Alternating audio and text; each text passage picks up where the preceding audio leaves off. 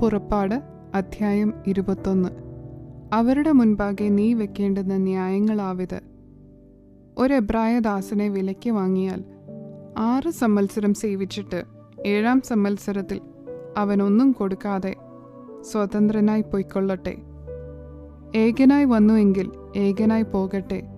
അവന് ഭാര്യ ഉണ്ടായിരുന്നു എങ്കിൽ ഭാര്യയും അവനോടുകൂടെ പോകട്ടെ.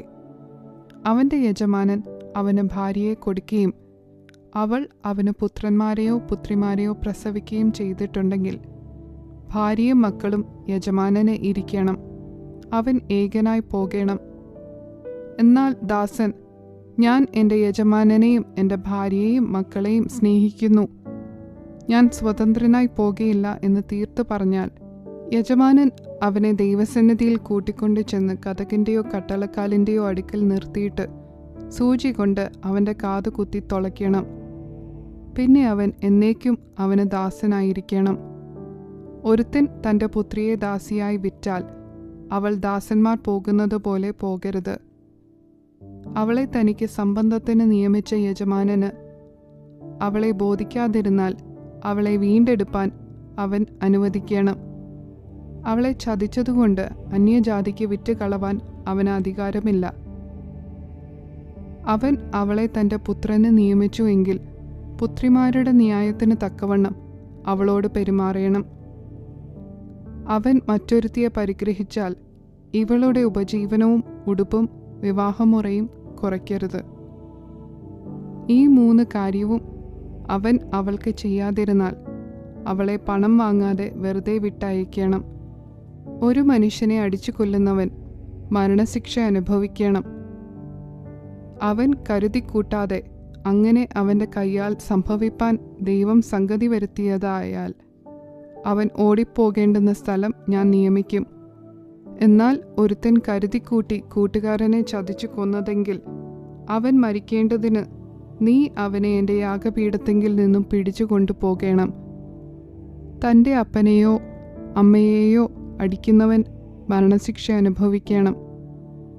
ഒരുത്തൻ ഒരാളെ മോഷ്ടിച്ചിട്ട് അവനെ വിൽക്കുകയാകട്ടെ അവൻ്റെ കൈവശം അവനെ കണ്ടുപിടിക്കുകയാകട്ടെ ചെയ്താൽ അവൻ മരണശിക്ഷ അനുഭവിക്കണം. തൻ്റെ അപ്പനെയോ അമ്മയെയോ ശപിക്കുന്നവൻ മരണശിക്ഷ അനുഭവിക്കണം. മനുഷ്യർ തമ്മിൽ ശണ്ട കൂടിയിട്ട് ഒരുത്തൻ മറ്റവനെ കല്ലുകൊണ്ടോ മുഷ്ടികൊണ്ടോ കുത്തിയതിനാൽ അവൻ മരിച്ചു പോകാതെ കിടപ്പിലാകുകയും പിന്നെയും എഴുന്നേറ്റ് വടിയൂന്നി വെളിയിൽ നടക്കുകയും ചെയ്താൽ കുത്തിയവനെ ശിക്ഷിക്കരുത്. എങ്കിലും അവൻ അവൻ്റെ മെനക്കേടിനു വേണ്ടി കൊടുത്ത് അവനെ നല്ലവണ്ണം ചികിത്സിപ്പിക്കണം. ഒരുത്തൻ തൻ്റെ ദാസനെയോ ദാസിയെയോ തൽക്ഷണം മരിച്ചു പോകത്തക്കവണ്ണം വടികൊണ്ട് അടിച്ചാൽ അവനെ നിശ്ചയമായി ശിക്ഷിക്കണം. എങ്കിലും അവൻ 1-2 ദിവസം ജീവിച്ചിരുന്നാൽ അവനെ ശിക്ഷിക്കരുത്. അവൻ അവൻ്റെ മുതലല്ലോ. മനുഷ്യർ തമ്മിൽ ശണ്ട കൂടിയിട്ട് ഗർഭിണിയായ ഒരു സ്ത്രീയെ അടിച്ചതിനാൽ ഗർഭം അലസിയതല്ലാതെ അവൾക്ക് മറ്റൊരു ദോഷവും വന്നില്ലെങ്കിൽ അടിച്ചവൻ ആ സ്ത്രീയുടെ ഭർത്താവ് ചുമത്തുന്ന പിഴ കൊടുക്കണം. ന്യായാധിപന്മാർ വിധിക്കും പോലെ അവൻ കൊടുക്കണം. മറ്റു ദോഷം വന്നിട്ടുണ്ടെങ്കിൽ ജീവന് പകരം ജീവൻ കൊടുക്കണം.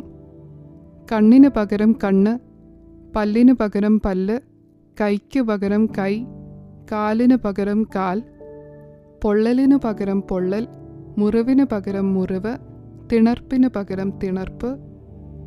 ഒരുത്തൻ അടിച്ച് തൻ്റെ ദാസൻ്റെയോ ദാസിയുടെയോ കണ്ണ് കളഞ്ഞാൽ അവൻ കണ്ണിന് പകരം അവനെ സ്വതന്ത്രനായി വിട്ടയക്കണം. അവൻ തൻ്റെ ദാസൻ്റെയോ ദാസിയുടെയോ പല്ല് അടിച്ച് തകർത്താൽ അവൻ പല്ലിന് പകരം അവനെ സ്വതന്ത്രനായി വിട്ടയക്കണം. ഒരു കാള ഒരു പുരുഷനെയോ സ്ത്രീയെയോ കുത്തിക്കൊന്നാൽ ആ കാളയെ കല്ലെറിഞ്ഞു കൊല്ലേണം. അതിൻ്റെ മാംസം തിന്നരുത്. കാളയുടെ ഉടമസ്ഥനോ കുറ്റമില്ലാത്തവൻ. എന്നാൽ ആ കാള മുൻപേ തന്നെ കുത്തുന്നതായും ഉടമസ്ഥൻ അത് അറിഞ്ഞുമിരിക്കെ അവൻ അതിനെ സൂക്ഷിക്കായ്ക കൊണ്ട് അത് ഒരു പുരുഷനെയോ സ്ത്രീയെയോ കൊന്നുകളഞ്ഞാൽ ആ കാളയെ കല്ലെറിഞ്ഞു കൊല്ലേണം.